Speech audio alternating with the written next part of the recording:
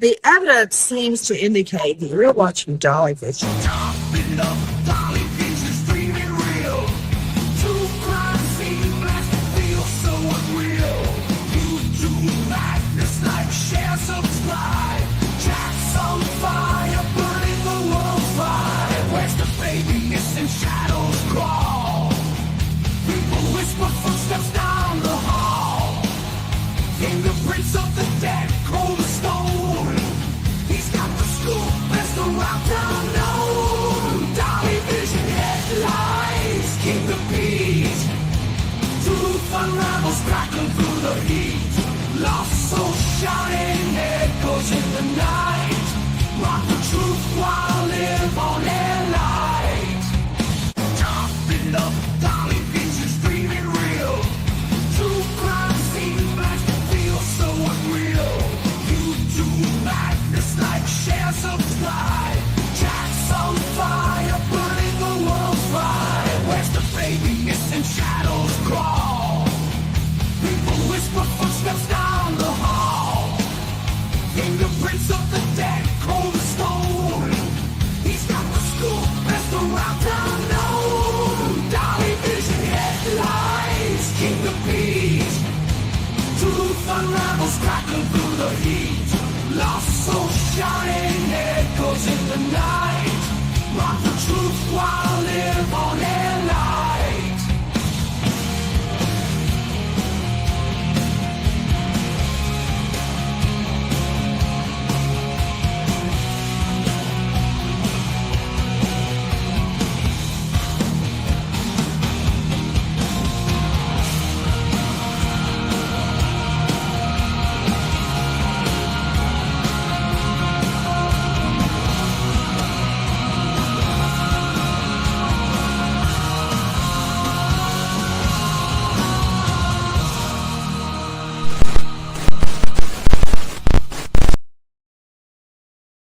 What's up, YouTube? It is Dolly back in the house again tonight. And of course, what's your name again? I got the lovely PJ with me tonight. What's your name again? I forget. I'm kind of, I got all kind of names. They call me Dolly. Okay. On the internet. On the internet, that's what they be calling me. So tonight we're talking about Sebastian Rogers, the latest news, America's Most Wanted breakdown. And, some of the things to see if you guys caught some of the things that we caught in the interview with Chris Cady and Mr. Seth Rogers. But first, I'm going to need your DNA on that like button, just in case you're like a deer and you're prancing through the woods of Tennessee. Okay. Just in case you're Donner Blitzen, one of those, and you just prancing around living your best life, right? And you just out there doing that. I'm going to need your DNA on the like button. Okay. Gotta have it. Gotta have it. Don't care if you elbow smash it, drop kick it, head butt it. Just don't lick it. There's germs out there. There's germs and you don't need that. But if you're brand new and this is your first time watching, sub up, ring the bell for notifications, and feel free to share my ugly face on any social media platform you choose. Okay. So one of the big things that I caught from this interview on America's Most Wanted, something that just like made me laugh. Okay. And I know this is not a situation that you laugh in. It's a missing kid, guys. I felt bad I laughed. Let me tell you, it's not good to laugh, but every now and then, sometimes laughter is the best medicine. Okay. Sometimes laughter is the best medicine. Sometimes when you're like at that max level of frustration and annoyance and anger and sadness and just all of the emotions all at the same time, laughing helps. Yeah. And this was something Seth said, and you may have caught it in my intro when I told you guys to hit the like button. Okay. Because he was describing his son like his son was a deer prancing through the woods of Tennessee. Now, I didn't mean to laugh because, listen, I know Seth, is brokenhearted. You can see that on his face. He thinks he's Bambi. He thinks his son is Bambi bouncing through the woods. I don't know, but I was watching it and I kind of laughed a little bit. Yeah. And then, you know, I went back to feeling bad because Sebastian Rogers is still gone. Just in case you live in a cave and don't know who Sebastian Wayne Drake Rogers is, he went missing February 26th from Hendersonville, Tennessee, which is about 45 minutes outside of Nashville? Yes. Nice little town, nice people. I've been down there a bunch of times looking for Sebastian Rogers. I didn't think that he may be prancing through the woods like a elk, but you know, you never know. But you know, Seth was pleading for kidnappers if they have his son to release his son. Now at this point, guys, trigger warning. I'm gonna be honest, right? I don't think Sebastian Rogers is with us anymore. You know, a lot of people suspect Chris and Katie of foul play, of doing something bad. Guilty knowledge To That's Sebastian. You know, PJ thinks guilty knowledge. I think that could be the case in the Chris. And if anybody's guilty of what happened to Sebastian, it would have to be Katie, because Katie was the only one there with Sebastian at the house at the time. Now, let me give my warnings, because we're talking about people and we just want to make sure everybody's clear on the information we're giving. Dolly Vision is for entertainment purposes only. We talk news, rumors, gossip, speculation, theories, mixed with some comedy and a whole lot of chaos. Completely satire. Don't take nothing as fact here. It's just our opinions, and opinions are like assholes. Everybody has one. The callers tonight, I don't know if we're going to be taking calls, but if we get the calls, the callers' opinions are theirs and theirs alone. Dolly's been going to bed real early. Also, everyone's innocent to proven guilty in a court of law. Even Chris, Katie, Seth, TikTok Tony. Okay, even he's innocent to proven guilty. And the biggest one of them all, and by now, y'all should know this. What is it, PJ? Don't be PJ at home. Don't be PJ at home. You could become a DoorDash driver and you could be dashing and crashing, and we don't want that. We don't want that. We got to keep the roads safe from little garden gnomes that like to drink and drive, swerve and curve is what I like to call it, right? We got to keep those roads safe. So, you know, we seen Chris and Katie come up. You know, a lot of people in the first year of Chris and Katie, Army Mom, thank you so much. Yes, I've been doing a lot of work around the house. We've hooking up a swimming pool, above ground pool with a deck. And I don't see if y'all can see how sunburnt I am. I am toasted, right? I am so burnt. I'm like a Dolly lobster, okay? So I've been so busy, and I've been going to bed, like 8, 9 o'clock, so I could get up early to be working on all the stuff I have. Time Dolly lobsters go to bed. But I have gotten so much done. So tonight I stayed up for you guys. I am exhausted. So we're not going to be here super long tonight. We're just going to go over this America's Most Wanted stuff, hang out with you guys for a few, and then I got to carry my ass to bed because I'm working on the deck tomorrow. But anyway, you know, in the beginning, we didn't see Chris and Katie doing interviews, not television. We did in the very, very beginning, the first, month and a half. You know, we seen them going on to local relatives page on local news. Our friend, it's a relative, Duchess. Did interviews on there. Yeah, they did interviews on Duchess, and they did a Smiley's few channel. Smiley's channel. I'm talking about far as TV. On TV, I think they only did one. They did Nancy. That was after a while. And they did a lot. They did some local news in the beginning. And then I think it took all parents and all of the people involved like 8 weeks. It took them a while. Yeah, well, and then they went radio silence. And so many people were like saying, well, if my kid was missing, I'd be screaming from the rooftops, right? I'd be screaming from the rooftops. And then their behavior made everybody suspect them the house of doing something bad. By and fucked the kid that to might Sebastian. come home. Sorry, not sorry, but yeah. Okay, is there something you want to throw in there? The fact that they left their house. Okay, and also they left the house and went to Mississippi to the campground.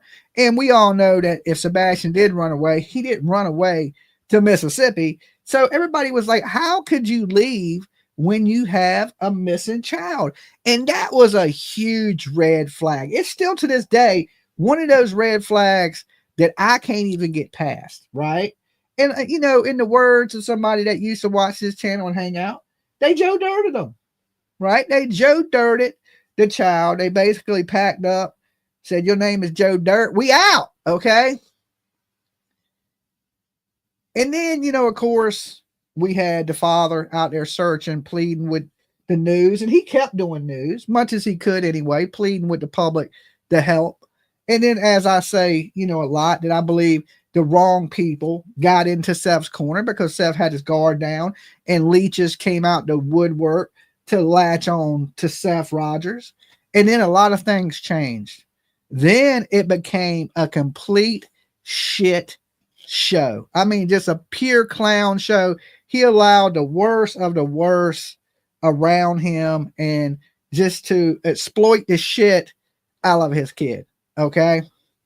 So we're at a different point in time. Okay. A lot of it's been calming down. There's not, I mean, there's still attention on Sebastian Rogers, thank God, because we don't want that to completely die out, but it's been slowing down as far as the interest in the case, which, you know, we never want to happen because, you know, same thing in Summer Wells. There's not as many Summer Wells videos. There ain't as many Sebastian Rogers videos. There's still some regular YouTubers that are talking about him on a daily, but they milking everything they can get from it because that's the type of YouTubers that they are. Okay. So now we see Chris and Katie back out in the public because they did a lot of news interviews. They did a couple of them anyway. I wouldn't say a lot. But they did a couple of them on the 1 year anniversary of Sebastian Rogers going missing. And they've also done this American Most Wanted show. Now, there wasn't nothing that really blazingly stood out to me about what Chris and Katie said. It was real, what did you say? It was scripted? Like they had planned what they were going to say. It kind of seemed a little rehearsed. Well, first, the show was advertised as a 2-hour series, and then it was my understanding there was 3 cases, and they were going to like alternate, and the whole thing had about 11 minutes, I think people said. Yeah, about 11 minutes of Sebastian Rogers coverage, and it was basically nothing new. And here's my problem. They had a panel of experts that wasn't really experts, that really didn't know the Sebastian Rogers case. Right. They had the one dude that we met at CrumCon. Okay. Derek Lassiter. He worked in Secret Service before. And they had the smart girl that was kidnapped. Elizabeth Smart. Yep, and they have Joe Petito yeah, up there, and so it gave it a vibe going into it. And you know, the deception detective said something about this. I caught in this video, and we're gonna watch that in just a minute. And it's funny because you said that before you saw the video, the same type of thing. Like their panel was kind of to make it appear that this kid was kidnapped, right, like out of his room. And I mean this is a possibility that this child has been kidnapped. But so many people don't want to believe that because Elizabeth Smart, look at her. She was kidnapped from her bedroom by a complete stranger. We got to remember that Katie heard a thud in the room. Okay. Yeah, but she didn't at first. But she did. She heard a thud. Secondary response after. Yeah. Okay. She heard a thud. Sure. Reported by her. Okay. This is reported by her. I mean, did she not? I don't know. I wasn't there. I'm just saying what she physically said. She heard a thud, but she didn't go check on him. How does she know somebody wasn't in the room with Sebastian at that point? Right? And it was telling him to be quiet. Well, Chris said they couldn't have gone out the window because they would have heard him. Yeah, but you know that's ridiculous. I know that's ridiculous. You know that's ridiculous. I know that words are important, and you say shit that means shit that matters. If he ain't there, right? And listen, I know a lot of people think the police and the FBI and TBI are stupid. I'm sure they're smart enough to check on the location of where Chris was at. They know things that they don't tell the public. Also, but if that was the case and Chris wasn't where he was saying he was, or he was up here lying, they would have him down there questioning him for a fact. Because they're not. They're not. The police came out and said, we don't have any information. And if they had any information, they would be reaching out for the public for help, but they don't have nothing. That's why I know they don't have anything, because when they have something, let's look at Stephen Stearns. You're right. Look at Stephen Stearns. When they had something on Stephen Stearns, they went out to the public and said, hey, we need to know where this vehicle was. Right. Right. So they asked for help because they had information that they could feed to the media. Right. The police have no information to feed to the media. This is basically a cold case. You got to remember that John Walsh, he has so many inside sources to the FBI. Yeah. Right? He has so many friends in high places. Don't you think they would know if there was any more information than what they gave? And here's not to talk bad about the panel, but they were saying that Katie said things that Seth did. Okay? Because they said that Sebastian didn't like to go outside without shoes because he stepped on a fire hill. His mom said that. They didn't say that. Elizabeth Smart did say that. She said that he didn't like to go outside with no shoes on. They didn't mention the fire. They said yes, the mother. And I was watching. I was like, the mother didn't say that. Seth said that. Seth said it. Right? Seth said that. So they were wrong. It's like they did a crash course in studying up on the case a little bit. Didn't get hardly anything right. Right, but didn't know the whole story. Like. Or do we know too much of the story? Well, I think there's a fine line, and I think we know too much to the story. Well, we've been here from the beginning. I mean, if you want to call up experts on a story, wouldn't you call up the people that have been in the case from the very beginning? Derek for sure, because he's been a detective for a really long time and has solved. I like what he had to say. I truly did. I just think, we even seen his video where he said he did a crash course and he started brushing up on these cases, right? It ain't like he knew these cases. He had to actually go do a little bit of studying to talk about these cases. Of course. Right? I mean, it is what it is. I mean, he seemed like a really nice guy when we met him in Tennessee, and he was pretty much on point. It was like the rest of them didn't really follow it, and they had to do a little improv, a little brushing up on the case itself. Okay.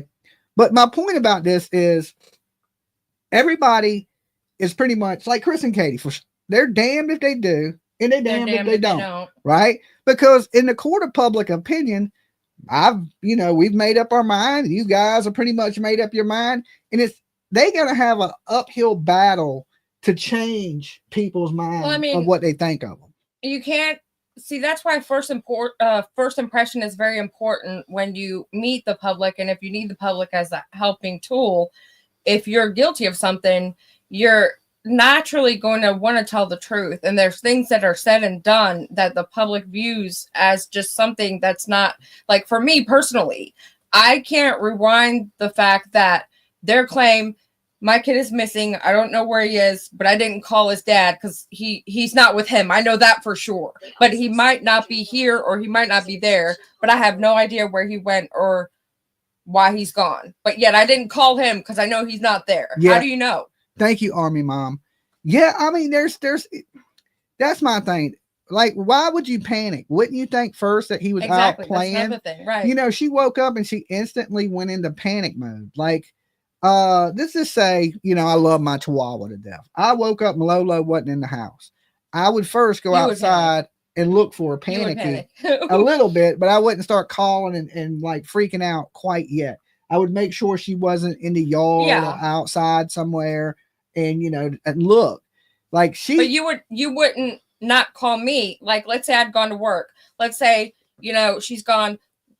In my mind, if it was reversed, I would think, okay, well, what if PJ took her to work with him? Your first instinct would be call me, right?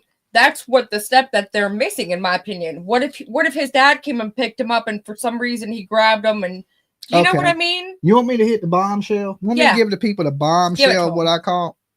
Okay, we know how, right? This is the bombshell. This is the one that this was better than the prancing through the woods. No okay. Way.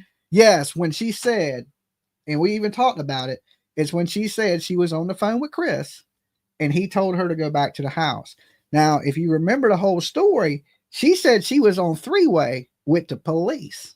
Oh, okay. He said, oh, I know. She said she was driving around and she finally got to the school or something like that, and that she was trying to figure out where he could be. And then Chris called her and told her the cops were on the way to the house and that she needed to go back home. What happened to the three-way call? Okay. Right. And here's my thing about the three-way call the whole time. And maybe Chris, I haven't really talked to him, but he did call into the Turtle Island show, but I don't do missing kids there. So I couldn't really ask him any questions. If she was on a three-way call How did she not hear the police say, hey, we're coming back to the house? And why did the story change on America's Most Wanted? Now, if the cast would have been up to date on what was going on in the case, they would have caught that. Okay. Easily caught it like I did. Right. And I was thinking, okay, well, wait, that's inconsistent to what they've been saying the whole time about a three-way call. Now, I know, you know, Chris goes on some other channels, and if I get a chance, I'm gonna have to say something about that. Okay, I'm gonna be like, hey, what happened to this three-way call? Right. So if she wasn't on the phone with the police, and they've been saying she was on the phone with the police, don't this kind of remind you of Don and Candace Wells? It does. I mean, I hate to say it. Both Tennessee, both missing kids. I've been saying no traces. You know, the whole three-way phone call with Candace and Don and the police. I mean, it seems really similar. In the story is making sure the storyline is in alignment to whatever they want it to be by being on different channels. And let's say this: if they have a family member, which Duchess, right? You say is maybe related to to Proudfoots, right? How do we know they didn't know about the Summer Wells case? We don't. I mean, how do we know if they have a family member that talks true crime anyway?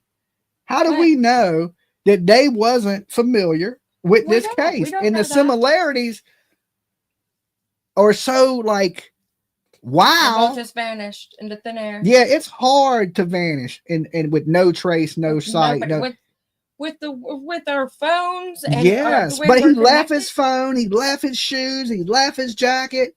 Now I can't think of a teenager alive that is not glued to their phone. Okay. Like even my daughter, she's 25. Her phone is stuck in her hand. Like you might as well glued it to it, like it's part of her arm. My kid too. Me, yourself, or constantly glued to your phone, right? Right? You see what I'm saying? I don't even know where my phone's at, right? So me myself, I'm not one of those people that are glued to the phone. Old.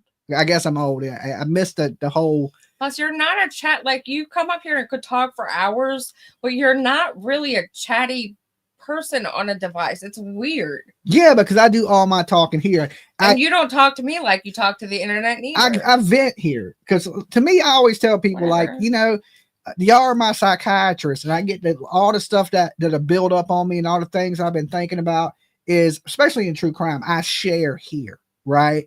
So usually when I come up here, I have a lot to say about these cases, so I can go on and on a little bit, like that 3-hour phone call that Chris Proudfoot made. And he's been on several different channels for 3 hours in periods. He likes to talk, and I've said that from the very beginning. You have said that. I do believe that time frame and the way that he stopped the conversation and made sure to point out that he was on the phone at this time and exactly for this many.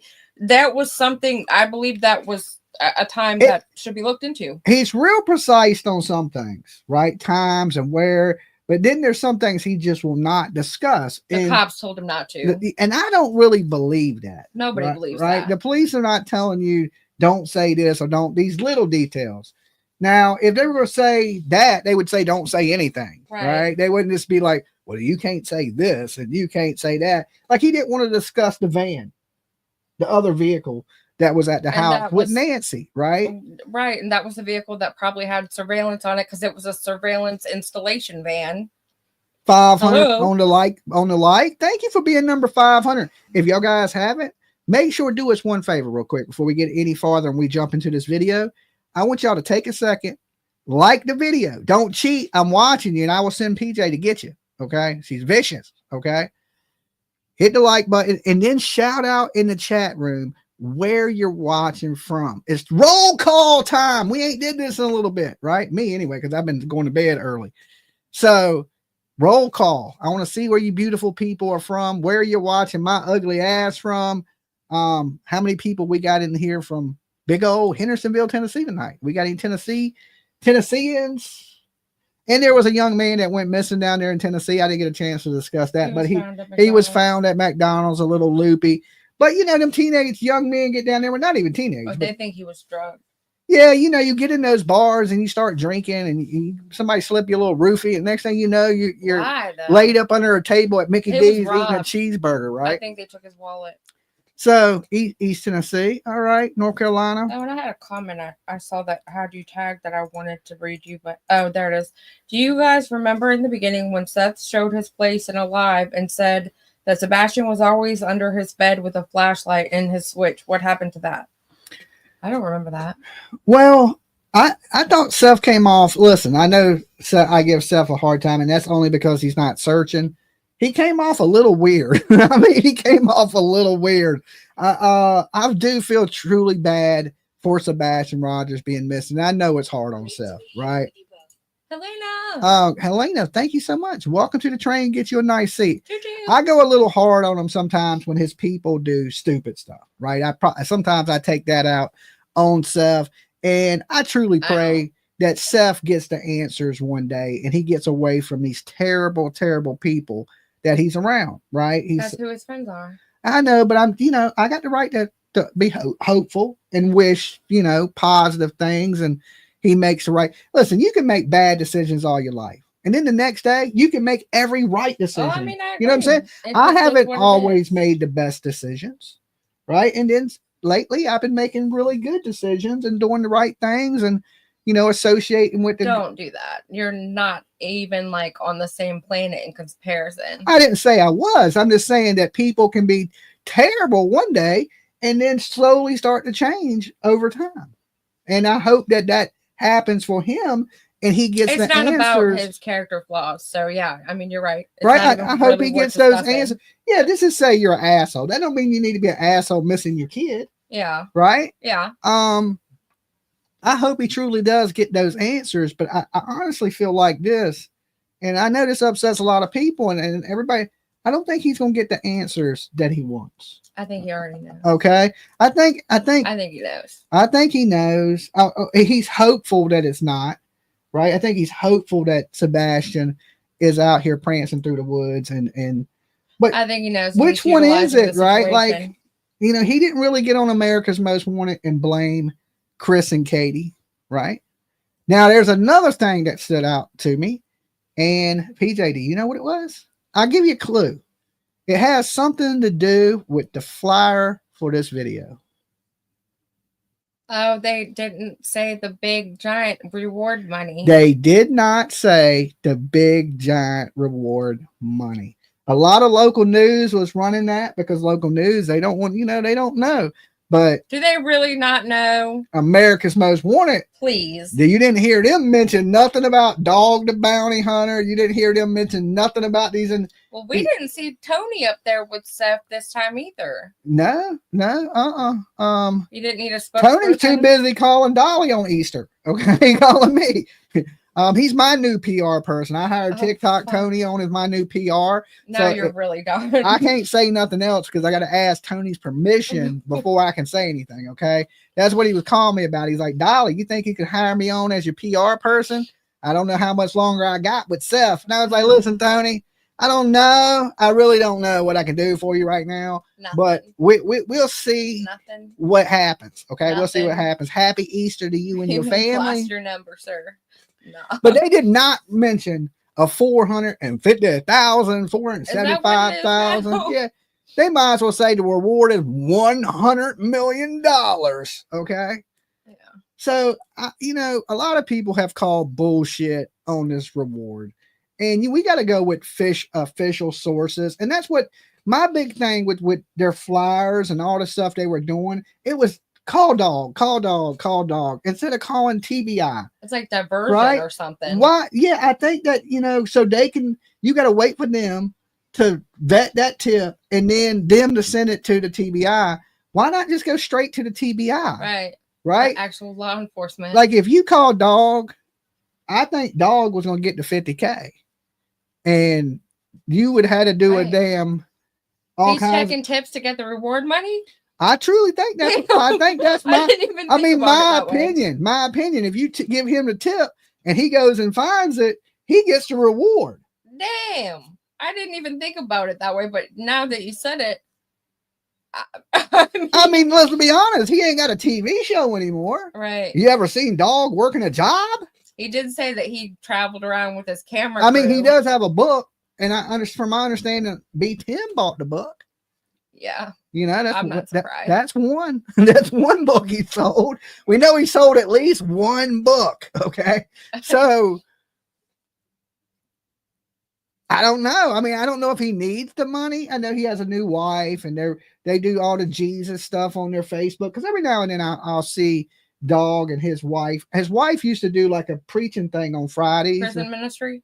I don't think it's prison ministry. It's more like just. I think that's what I saw an article of. She just does like a Facebook Live where she's. Is she a preacher? Like a preacher, yeah. Oh, okay. Right? I don't know if she is a preacher, but she's definitely preaching the gospel. Preaches. Yeah, she preaches. I don't know if she's a preacher. Okay. But, I've seen videos of Dog, hallelujah, dancing in the fucking living room and shit. I mean, I wish Dog nothing but the best. He's a legend for what he's done. Dolly Biggood said, I think Dog ghosted. He's a legend as far as Hunting Fugitives, an awesome TV show. I miss Beth. In a scripted TV show, sure.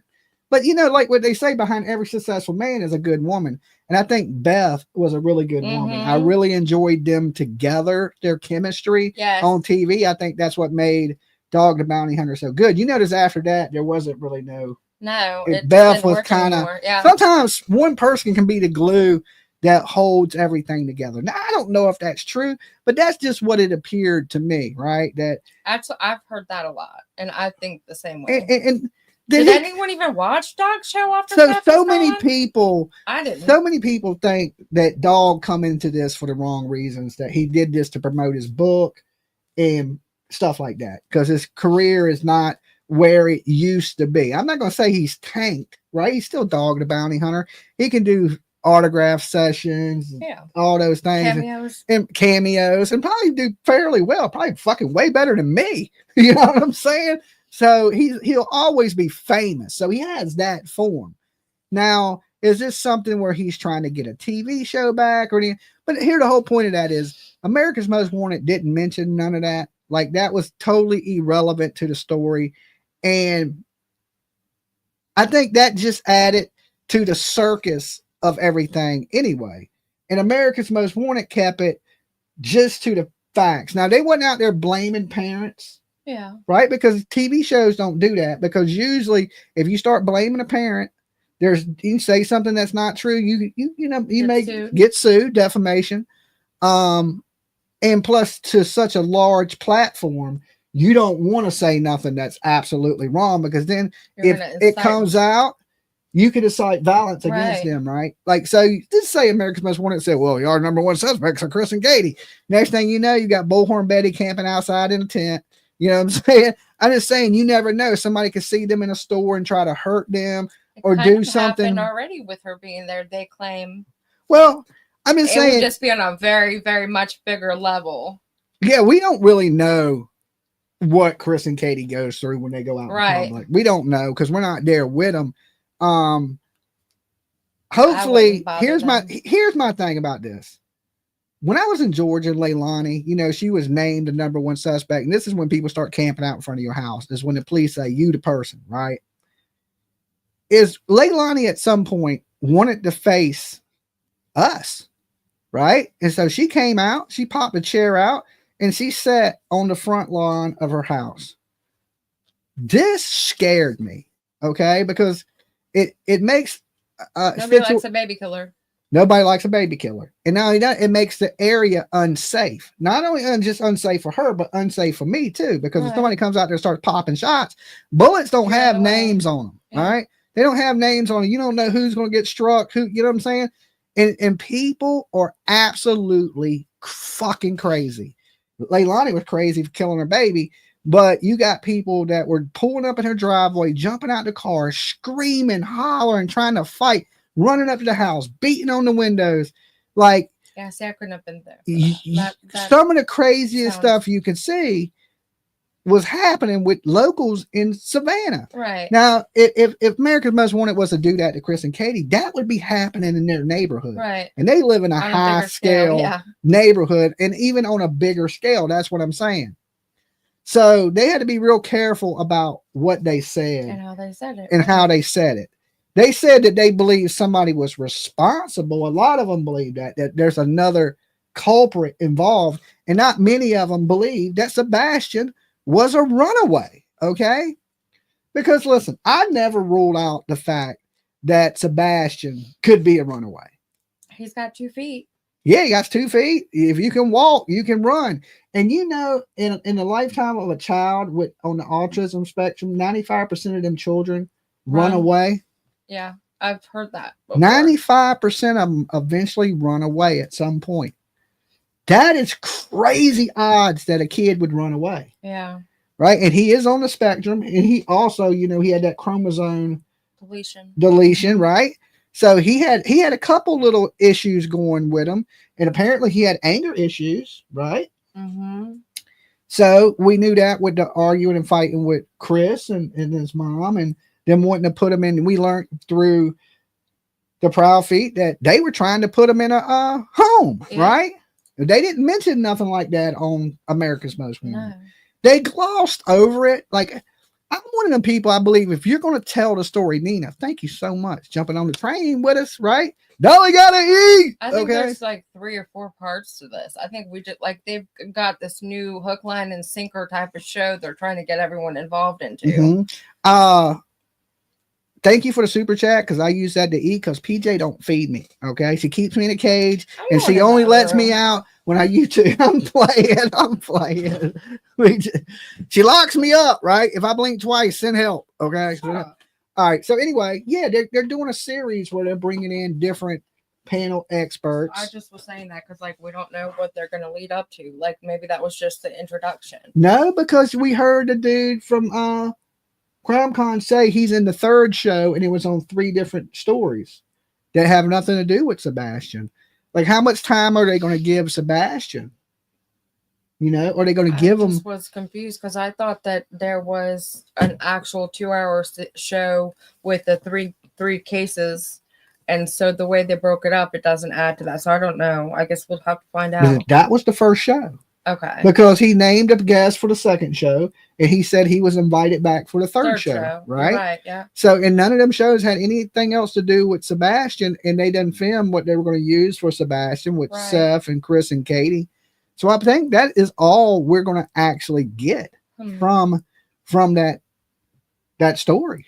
Yeah. So, and most of that we knew anyway, right? That's nothing. That's day one. Yeah, that's day one stuff, really, from America's Most Wanted. So, if you didn't get a chance to see it, you probably know the story better than America's Most Wanted did. But listen, I ain't taking nothing away from America's Most Wanted as far as their knowledge, because the great thing about America's Most Wanted is millions of people watch it. Mm-hmm. I used to love it when I was a kid. I still watch it to this day.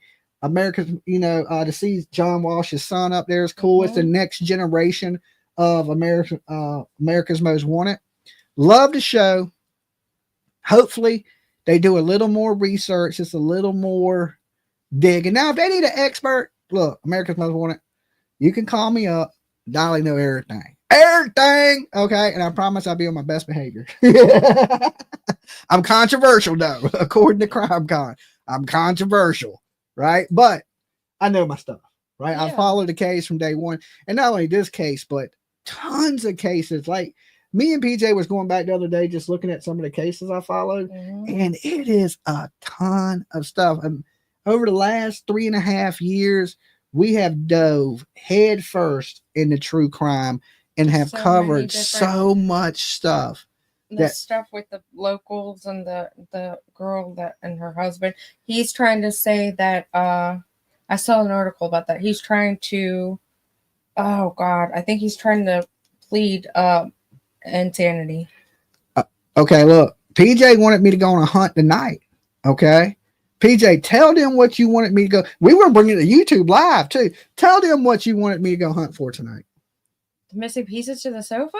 The missing pieces to the sofa. No, not that. We did have a sofa that we got, patio furniture, and it's missing pieces. But I ain't going to China to look for them. There was something else you said you wanted to go track down tonight that was in Great Bridge. Still, I was also glad to see Daniel Robinson's story too. Yeah. The cow crossing the road? The cow's loose. There's a cow on the loose, running wild.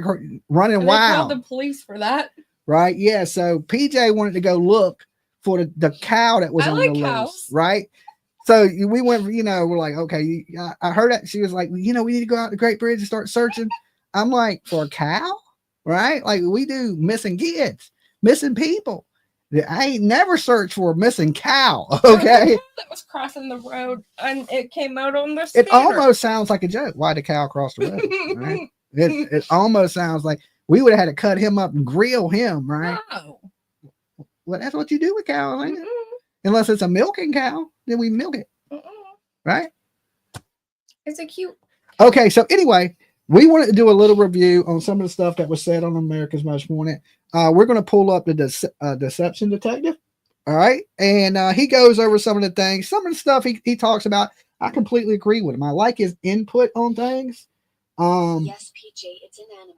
Hugging face emoji. Yes, but not everything do I agree with, right? Listen, because I keep an open mind. Do I think they're suspicious, Chris and Katie? Yes, I do. That's all he's ever said is that they have guilty knowledge. Right? But can I say that they're guilty? They have guilty knowledge based on the can't fact say that. I can't say that. I think that. So why would you leave parts out and change stories and like what other reason is there for that? I mean, I don't know. But at this point, I like to keep an open mind that anything's possible. Here's the thing. What happens in the dark eventually comes to light, right? So we know whatever happened to Sebastian will eventually come out. And thank you again, Nina. You guys are awesome. Dolly! Okay. Welcome on the Dolly train. Choo choo.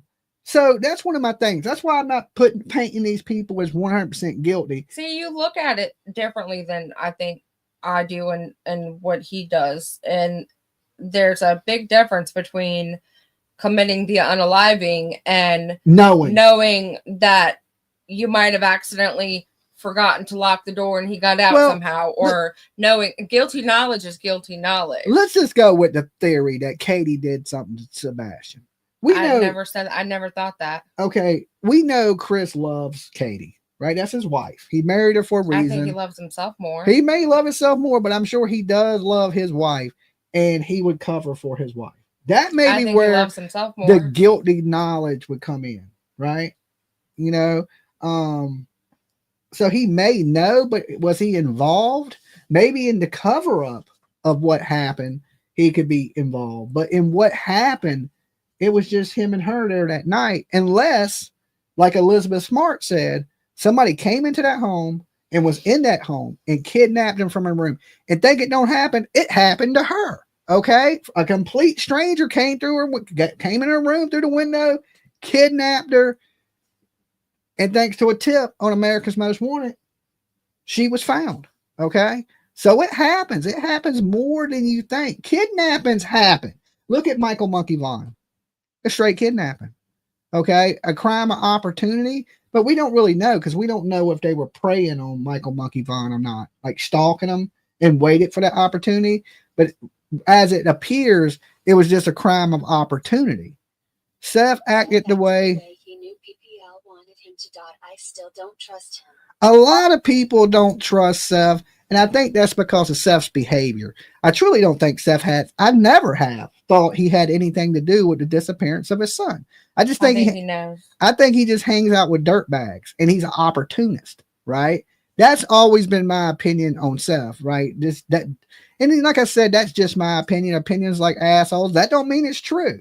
It just means what I think of him. But I feel like, his sadness in the beginning was real, and some way he lost his path. I don't know. But in this, you always see him pleading, which you would think a parent would do, which is good on Seth's side. He's always asking kidnappers to release my son if you have him. He's hopeful, right? I just think when he went on the attack, they should have tried to work together. I think they should have all been working together. And there was people that were at first. Yeah, but people remember when Seth said, I'm working with Chris and Katie, F y'all, I don't care what y'all think. Yeah. But then you had, Betty, Tony, and all these other YouTube channels get in that wedge in between them and basically drive them further and further apart till there was almost no coming back, right? I think Here's the thing about words. Once they come out your mouth, you can't put them back in your mouth. Okay? You just can't. So I'm just gonna sit and watch. let's share this video. And like I said, guys, this is the Deception Detective. He has a lot of good valid points that I want to go over. Like I said, some of them I agree with, some of them I don't. But that's the difference. You know, look, we're different people. We had different minds, just like me and PJ. We don't always agree on everything either. But I think you can take a lot from his video. So let's jump into it. Panel, which was Payne Lindsay from Up and Vanished, Elizabeth Smart, who I'm sure many of you are familiar with.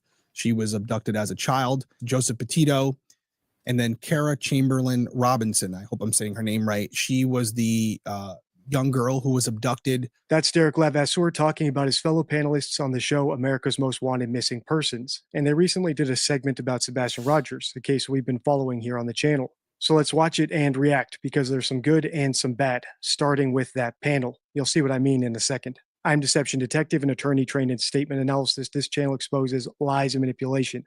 So if that's your thing, hit like and subscribe. For early access... Did he say he's an attorney? Yes. I always thought he was a former detective. No, he's an attorney. Oh. I wonder why he specializing in deception. Why don't he say deception attorney instead of deception detective? Because that's misleading. It's, all right, that's in the deception deck. That's misleading there. I thought he was a former detective. Okay, he's a lawyer that specializes in deception. Detecting deception. Yes. Okay. I can dig it. Can you dig that, sucker? Exclusive videos and other cool perks, consider becoming a channel member. Link in description. If you're not familiar with the Sebastian Rogers case, don't worry, because the episode does a great job of bringing everyone up to speed. The only thing it won't mention is my personal theory about the case, and that is that Sebastian's mother, Katie Proudfoot, and stepfather, Chris Proudfoot, has something to do with his disappearance, or at least they have guilty knowledge about what may have happened. Finally, one last thing before we grab our deception decks and start watching. I was unable to find this full episode. Like, let's just say he may be right there. Okay, that they have guilty knowledge. Even if he ran away, they know why he ran away. They know what was going on. If they had a fight and he ran away, they know what the fight was about. And they're keeping it from us. So I can agree with him on that. Now I don't know if they did anything or didn't do anything, but they know. We don't know that. Nobody knows that. I believe they know more than they're saying. Right. That's what I've been trying to tell you this entire time. I'm done. Episode anywhere on YouTube. Fortunately, friend of the channel, Clutch Them Pearls, did a live, and it's still up. So clutch them. No, don't watch that. That is garbage. Garbage. All right. Listen, Deception Detective. If you didn't detect that deception right there. He doesn't watch that closely. That's the thing. He's just like the other detective that you just critiqued on the show that didn't have all the information. If you don't know the dude you just shouted out as a scammer or con artist, then next time you go live, just hit Dolly up. Dolly will fill you in. I'll drop the scoop on you and let you know. Okay. But that channel is shit. Okay. Oh Lord. We're going to react to that. I'll link his channel in the description. All right, without further ado, let's listen. Now we carry Monkey Boy had a live when no one else did because he's going to exploit the shit out of it. Yeah. He's going to exploit the shit out of it. He streamed the stuff live. Everybody knew he was streaming it live. Like, anybody could have did that, but nobody did because it is exploitation at its worst, right? Like, why can't people just watch it there and not hear his slow ass talking with his hair plugs that looks like fucking tumbleweed, right? I thought the wind was blowing and a tumbleweed blew by. I was like, oh no, that's just Justin's hair plugs. Looking like a fucking corpse that jumped out of a coffin with fucking tumbleweed on his head. Garbage. Tell him I said it. Sorry, not sorry. that legacy forward with a single mission. And we had only like some to bring the tumbleweed. missing home. That shit. Look at that shit. Your hair, look, dog. You need to make a damn. He needs to make a doctor's appointment and get him to fix them plugs. Okay, that shit is Why like. are they two different colors? Look, he was all forehead before that. That shit is an 8 head. Look, it's his forehead How is did like. Sebastian disappear without a trace? How the fuck do you even get a forehead that big? Okay, I mean, it's almost like a fucking cone head. Okay, he looks almost cone headish. Right? That ain't a 5 head. There's them mountain goats on that fucking head. Right? I just seen one run through the tumbleweed. Okay, I seen a coyote in the fucking road runner. That forehead is you fucking. That's a big damn head, bitch. Right? Good Lord. Fix your plugs. All right, put the monkey on your head or something. Hide that bitch. That shit is. If you put a tape measure on his head, right? I swear to Lord, that is at least 11 inches. Okay, from his eyebrows to the top of his fucking head. I'm telling you, there's a cone underneath that bitch, right? Bart Simpson, Dolly. Bart Simpson. Don't do Bart like that. Oh, good Lord. That shit is straight. Smiley face him in real life. That is straight forehead. Okay. Oh my God. Get some, look, you need to get them hair plugs down here somewhere. Okay. He bangs for hair plugs. Draw in a fake hairline, like right here. Just draw it in, right? Lower on your head, though, like down here somewhere. Your shit is up here. Your hairline, your fucking hair plugs start trying to run away from his head like a fucking tumbleweed blowing in the wind. Like he ain't even got a phantom. How's that shit sticking that way, like sideways and shit like this? It's like a fucking hair plug comb over, right? It's like a fucking dude, right? What? Shave that shit. Own it, right? Can you shave hair plugs? I don't know what the hell he did. He needs some chia pet on that big ass fucking forehead. Good Lord. Good Lord. Put that shit up. Bring the monkey out so we don't notice. I'm here to hear PJ's wonderful laugh. Smiley face emoji. Good Lord. Thank you, Helena. Thank you.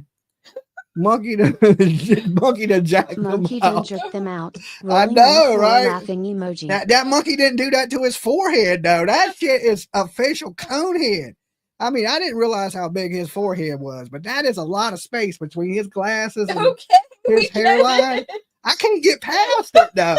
I can't get past. And the deception detective didn't even notice, right? He didn't even notice that he's playing a dude that's a fucking goof.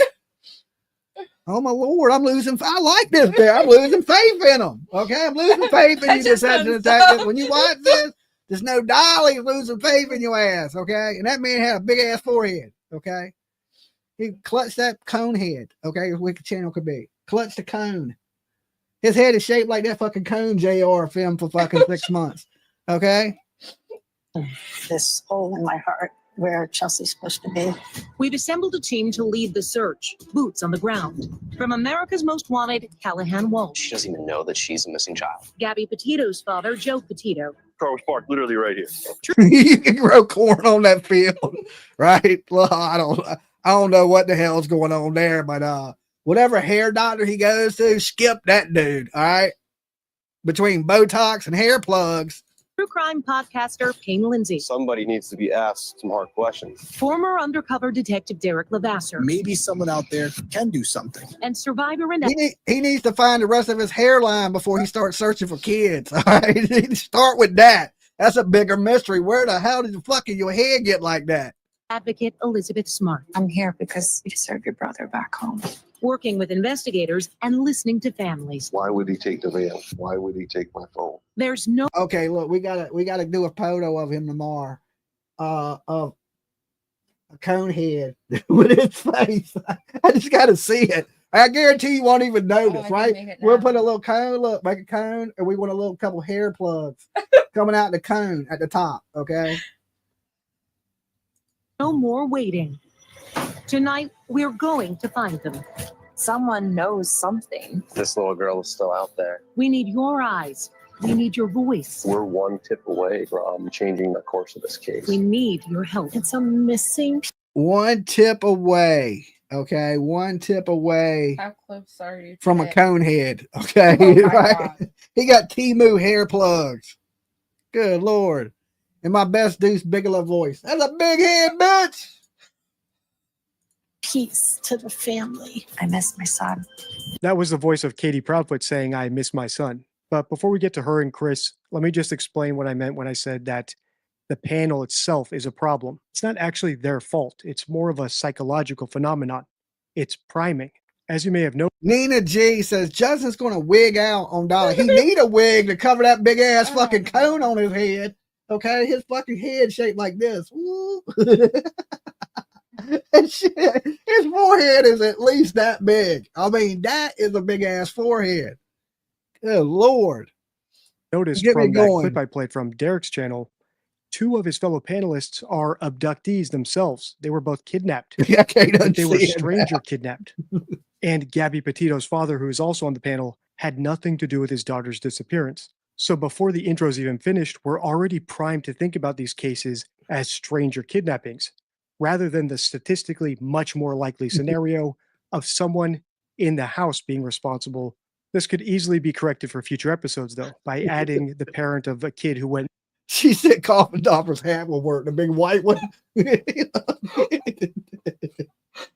You read that shit? It'd be like up here. It wouldn't even cover his whole cone, right? It'd be like up here with a few hair plugs sticking out.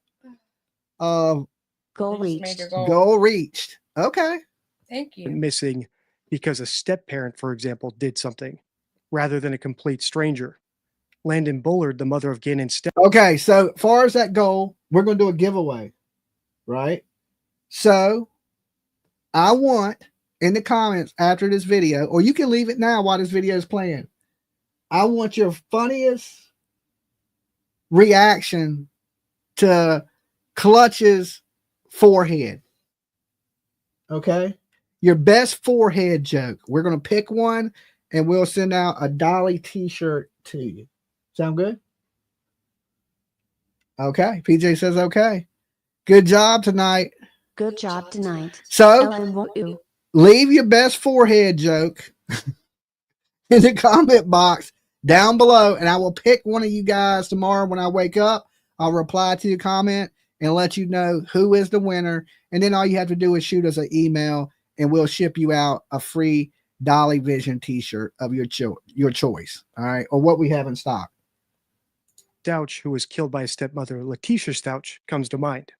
At least this way, the priming would be balanced between totally taking the parents at face value and having a bit of skepticism that they may be It's higher than Snoop Dogg on a All right, let's keep Saturday listening. night. Need your eyes. We need your voice. We're one tip away from changing the course of this case. We need your help. It's a missing piece to the family. I miss my son. Because one sighting, one tip, one moment. We're this close. It was Bring KK and someone Edgar. home. Okay. What? Oh, then I'll tell you later. Okay. There was a comment and I looked it up and it's true. And You want me to mute? You can tell me. we'll play the video so they can listen to us. Okay. We never stop searching, as we know the families won't stop either. The search begins now. Good evening. I'm Harris Faulkner, and this is America's Most Wanted Missing Persons, a new show following the lead of the iconic true crime series. We have one mission: to bring missing loved ones home. Every person you'll see on this screen tonight has someone waiting for them. A parent, a child, a friend, a community that refuses to give up, and neither will we. We've assembled a team of experts who dedicated their lives to solving cases and helping others. Derek Levasseur, you may know him from Big Brother, but he also has worked undercover with the FBI, Thank you, DEA, Nina. and Secret Service. Elizabeth Smart, a survivor and advocate whose abduction It's a recovery dark was face made on his possible chin. through America's Most Wanted. Payne Lindsay, whose investigative true crime podcast Up and Vanished, I bet your has brought dreams are in cold cases IMAX. back into the national spotlight. And tonight's special guest, Callahan Walsh, a He dreams on a big screen. You're right. Oh, yeah. I That want was a some good good one. ones in the comments right after this. So when I wake up tomorrow, Yeah, I that can was a good laugh. one. Okay. He dreams in IMAX. It's just terrible. Ain't it like 100-inch screen? No, it's like it's huge. IMAX It's is huge. a familiar face to America's Most Wanted. Callahan does incredible work with the National Center for Missing and Exploited Children. Thank you so very much, everyone, for joining us. Let's get to our first case now. A missing child, Sebastian Rogers. On February 25th, 2024, Sebastian's mother said goodnight to her 15-year-old son. The next morning, Sebastian He can put a blip on that head, right? That ain't a forehead. That's a billboard. He can post missing persons on it. I wonder if you ripped me that space for Dolly Vision advertisement. Was gone. Here we go, y'all. Here we go, y'all. My name is Dean Juvenile. Me and white male, really blonde hair, approximately 5 foot, 120 pounds. I was going to be wearing a black sweatshirt, black sweatpants. Didn't know those have a criminal autism. Just warming out. Sebastian is tall and skinny, has a contagious smile, loves video games, loves cats. Boundless American. Herman Monster called and wants his forehead back. That jerk. Sebastian reminds me of a deer prancing through the woods, you know, enjoying the smell, the breeze. He reminds me of a deer prancing through the woods. I pranced through the living room earlier, didn't I? I was talking about it with PJ. I started prancing through the living room. So don't think I don't be doing some prancing in my free time. Maybe I just don't understand him. I don't know, but maybe he's on the spectrum himself. I mean, it's possible. Maybe he's a little spectrumish. New things. That's my son. Don't worry, you're not hallucinating. That voice you're hearing is Clutch Them Pearls chiming in every now and then. As I said, we're reacting to his live stream, but that's not the reason I paused. I paused because we're reacting to your stream of his stream. This is the trifecta. Okay, it's the trifecta. We didn't want to hear his slow ass talk. All right, at least you could put a sentence together in a reasonable amount of time. I want to point out the shirt that Seth Rogers, Sebastian's biological father, is wearing.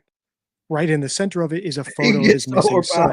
And I've seen this shirt so many times because he always wears it whenever he's doing press or even a big YouTube channel interview, that I know below the photo there's other pertinent details about Sebastian's disappearance. Desiree Young, the mother of missing child Kyron Horman, does the same thing. Whenever she's in public talking about her son, she wears a t-shirt with his photo on it and other pertinent details. And they don't do it because some organization or advocacy group tells them. Has the best laugh. There you go. I was trying to make this picture for you. Was you? Yeah. So I'm not even paying attention to you and your jokes. Oh, she's busy. She's trying to make a cartoon. Clench these nuts into a cone head. To print out t-shirts. They do it because it's a manifestation of their main objective, finding their kid. In other words, when they know they're going to have an audience, they want to show off their kid's face in case anyone. Or that's the only shirt Seth owns. Only one that fits them. Recognizes them, rather than do what we've seen so many guilty parents on the channel do, which is push their own alibi or try to ingratiate themselves with the audience or push a red herring theory to get people off of their tracks. All right, let's keep listening. February 25th, the day before Sebastian went missing, Chris was in Memphis at work. So Sebastian and I went to Texas Roadhouse. After dinner, right around 9 o'clock, he laid down. I heard a noise in his room. I said, I don't care what you're doing, but you got to knock it off and you got to go to bed. And he answered, yes, ma'am. And I said, okay. And that was the last time that I spoke with Sebastian. The next morning, when I went in his room, he wasn't in his bed. After a minute or two, when I couldn't find him, I called Chris and I said, you could use it as a dry erase board. He's not in the house. I got off of work and I had a text. I want to touch in on that. That goes to what I was saying earlier. She instantly panicked. Like my first reaction wouldn't be to panic. It would be to look. It would be to call everybody that might have possibly picked him up. And then I would panic. Right. Right. After everything has been fully like I checked the yard and looked around. I checked under the bed, make sure it wasn't hiding. Then I'd probably freak out and panic and call the police. The school. I would call his friend if he only had one or two. I would do a bunch of different things before I would fully panic. But then how panicked were they really, though, if they didn't even call 911? They called on a three-way. Well, sounds like they didn't even call on a three-way. It sounds like they called on a one-way. Chris one-wayed the police. Is it still loading the picture? Yeah. Okay, you gotta send that to my Facebook. You gotta send that to my face. Y'all gotta see this, guys. Y'all gotta see this. Tell me this ain't close. Tell me this ain't close. I have two. Oh, no. That one's better. I know. I can make it look more like the picture. Okay, make it look more like the picture. All right, give us a minute. We're working on it. This shit is so good. This shit is so good. No, I said I prefer the other response. Okay. We'll get to that picture in a minute. Sebastian's stepfather. I said, hey, I don't know how to tell you this, but Sebastian's missing. I headed straight over to their house. I won't rehash all my problems with this story because I've already done 13 episodes about this case, breaking down all the different red flags. We can't. But here's a couple quick ones. The first is Katie said that she searched for Sebastian for 1 to 2 minutes before concluding that he was missing. Way, don't be mad at me. Sebastian's missing.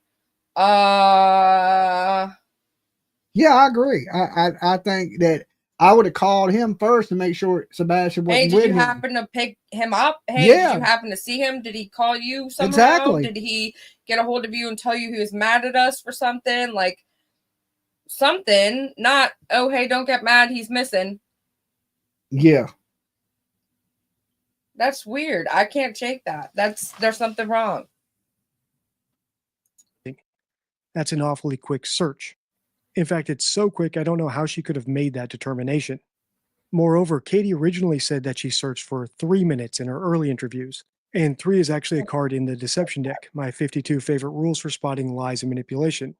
And that's because liars often, when they're scrambling to make up a number, pick the number 3. I don't know why, but there's a correlation.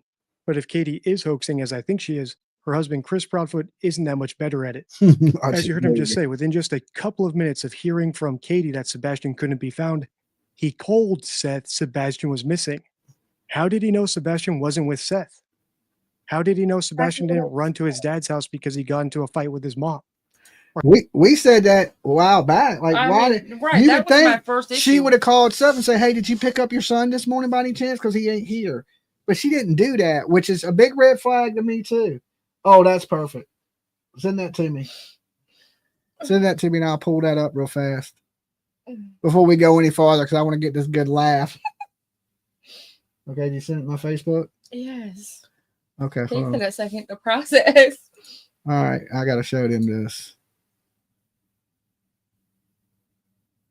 I didn't get it yet.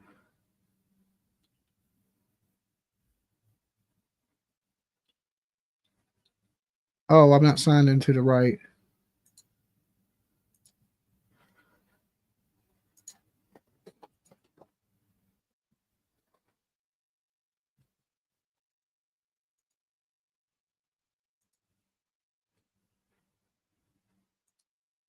This shit is too good. This shit is way too good. Hold on. They see this. This is gonna disrupt the chat room a little bit on this one.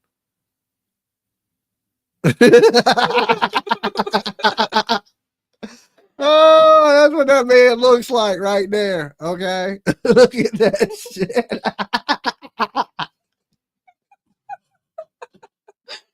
Hurt yourself. Oh.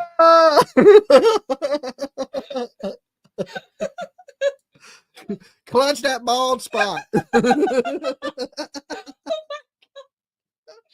Oh my God, that shit's too good. That's too good. That's what he looks like. I swear. I mean, that is a spitting image of him, right? That is a spitting image of him. Oh my Lord. I gotta breathe now. Hold on. Let me catch my breath.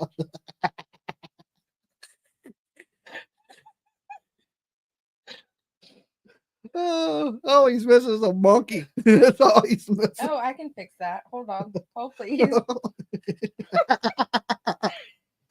Oh, please. He's missing his glasses too. Or that Seth had kidnapped Sebastian out of some grudge against his ex-wife. This degree of conclusiveness, despite the facts, is the hallmark of a hoaxer. It's one of the items on my spotting hoaxes card in the deception deck.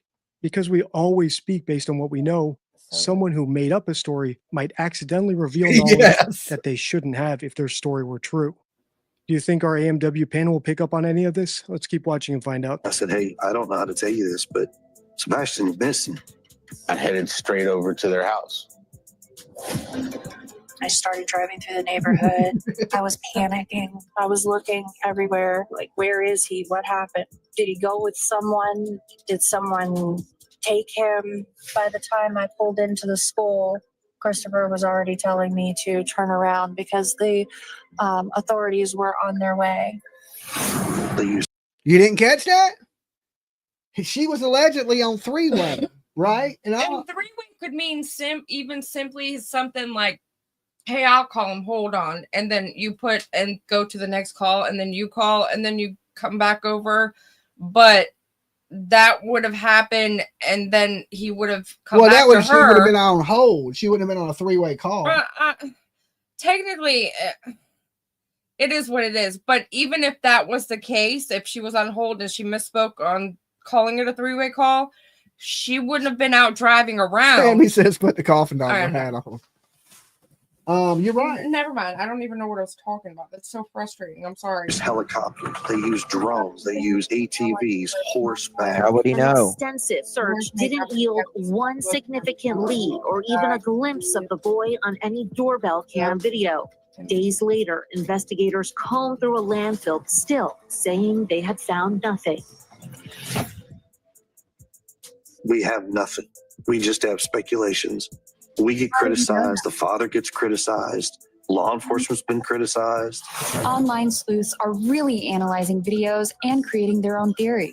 Sebastian is putting something in his pocket. Surveillance footage from a neighbor shows two people outside of Sebastian's house that night. Something happened.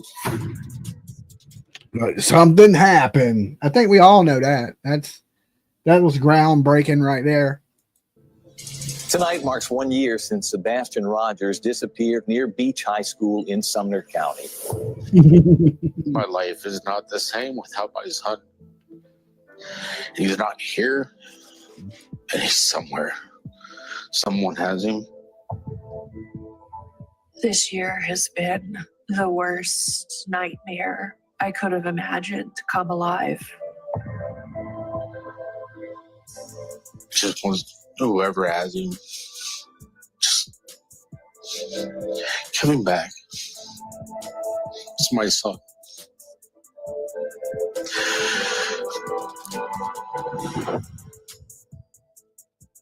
Wow, that dad. You can feel it. So we want to talk about theories now, Payne. As the host said, wow, that dad. You can really feel his emotion. And it doesn't boil down to tears or body language nonsense, which anybody can fake, and which doesn't necessarily indicate deception, even if they couldn't fake it. It's because of what he said. He addressed any potential kidnappers out there who might have his kid. This is one of the items on my missing child presser checklist, or the 7 things that I've noticed innocent parents do when they have an audience, but which hoaxers typically don't do because they already know what happened. For instance, if the Proudfoots actually know what happened to Sebastian, it might not even occur to them in the first place to address any potential kidnappers because they know that's not what happened. And coincidentally, I don't think I've ever seen them address any potential kidnappers. So in summary, if I were on the panel, I'd be saying that I think Seth Rogers is innocent and that the Proudfoots might have guilty knowledge. As you can imagine, accusing the parent of a missing child and being proven wrong could be devastating for a celebrity or TV show. So they're not going to do that. Nor would it be wise for the show to accuse parents. After all, if they want to continue the series, they need parents to feel safe coming to them and being open with them. Regardless, let's hear them out and see what they have to say. So we want to talk about theories now, Payne, and what might have happened with Sebastian. What are your thoughts? Oh, that's better. Here's his house. They searched miles outside of that neighborhood for days. Helicopters on the ground. They even drained a lake. He's nowhere. I don't think Sebastian would have gone. They drained a retention pond. They didn't drain a lake. Right. Okay. It's a small retention pond, an overflow pond that's in a new construction area. So the water has a place to go. So it's not a lake. There's no fish in it. It's small. Gone outside on his own. And it's not deep. It's only 2 foot deep at the max. There's someone else involved here. Somebody who was familiar to him, but a stranger to everyone else. We also have. Oof, on second thought, let's do this as a part 2 if you guys really want me to analyze their theories, because I think the show is actually doing a lot of good for Sebastian. Check the end card for this playlist and my Sebastian Rogers playlist. Until next time, stay. Okay. So basically, you know, the show did a good job. I'm not going to knock this. There was a couple little mess ups in the show, like, you know, things that wasn't 100% correct.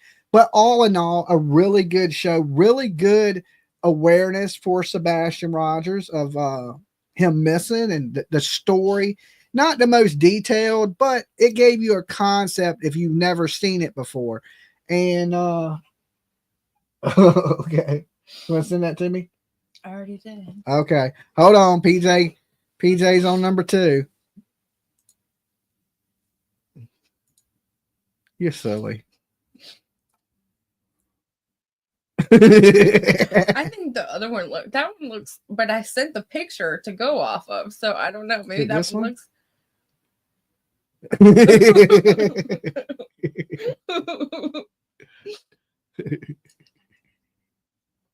Wait till y'all see this. I think it's pretty accurate. I like it when you can see his whole head with the little whiskers. It should still be up He here. has so much forehead it won't even fit in the picture. Okay, That's true. That shit still goes up another 6 inches past the picture. Okay, to be determined. we don't know where that starts and ends. Okay, we don't know where that really starts and ends. All right, so that is so horrible. That is so horrible. This is my favorite one right here. This has got to be my favorite, right here. This is my favorite. That's my favorite.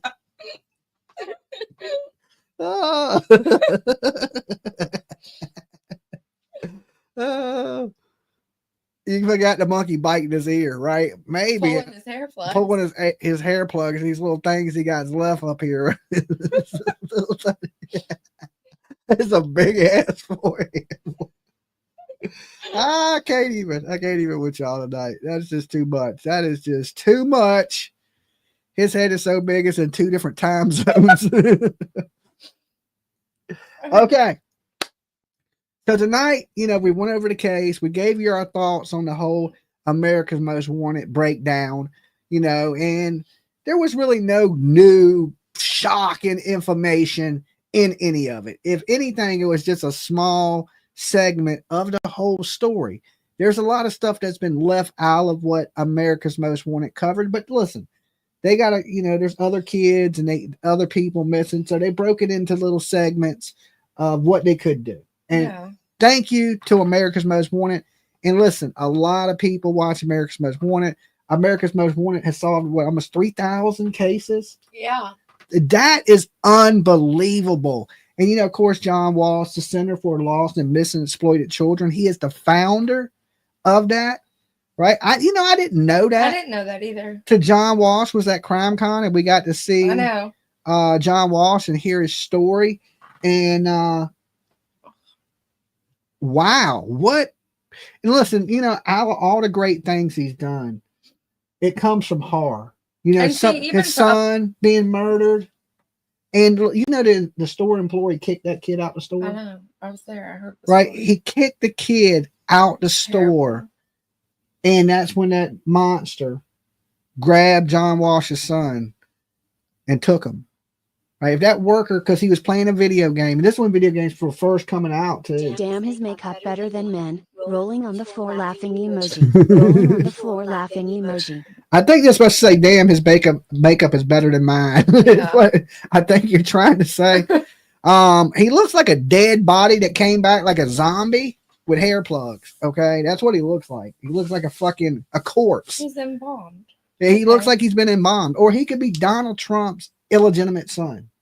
How many orange people out there? Let's see, there's Donald Trump, there's Clutch Them Nuts, and there's the Oompa Loompas. Okay, I don't know any other people that color. Okay, like I thought there was, you know, we have white people, we have black people, we have Asian people, we have orange people now. That's a new race. It has to be a new race, the orange race, okay?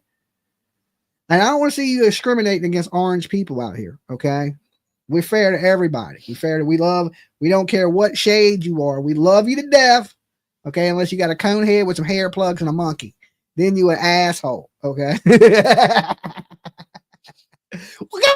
We didn't even come up here to make fun of this dude tonight, but it just happened. You just can't help it. You just, sometimes you got to go with what God gave you, you know, jokes and big foreheads. Okay, jokes and big foreheads tonight.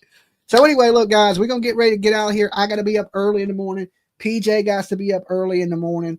I'm going to try to stream the Karen Reed trial for you. Can't make you any promises. A lot of our viewers are not into Karen Reed. Y'all just don't like the shit or something. So I may still stream it. I don't know. But if I do stream it, it's going to be a little in and out because I'm working on my deck tomorrow. I got a helper coming over to help me so I can hold the wood while I nail gun it up and stuff like that. So I got a lot of stuff to get done. I may be in and out on the stream tomorrow morning, but you guys have been great tonight. Thank you. Oh my God. Send it to me. We got to show this one. We got to show this one before we go. I was trying to wrap it up, but PJ just won't stop. Okay. This is all right. no bad beats. Send it to me. I'm working on it. All right, y'all got to see this one. Oh my God, this is the best one yet. Okay, this is the best one yet.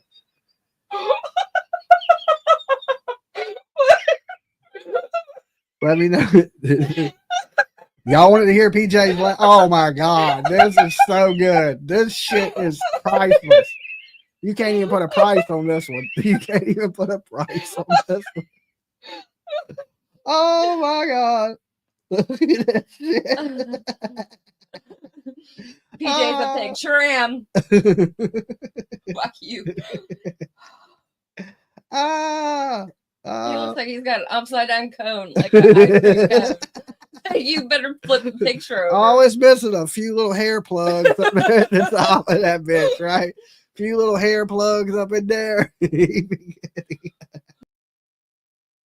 Oh, that's too good. That is too good. Okay. So thank you guys for enjoying the laughs tonight. And of course, the case, you know, we got to take this case serious, but we like to have a little fun with everything we do. We tell you it's mixed with comedy and chaos. So we got to give you a little bit of both. All right. Now, you guys be good. Remember, leave a comment of your best forehead joke in the comment box down below. That person will win a Dolly Vision t-shirt. Okay. So tomorrow when I get up and read the comments, the funniest joke wins a t-shirt. All right. So see you guys tomorrow. Remember this, PJ likes you, but Dolly loves you. All right. And I'll see y'all soon. Peace. You want to say bye? Bicycle. Bicycle.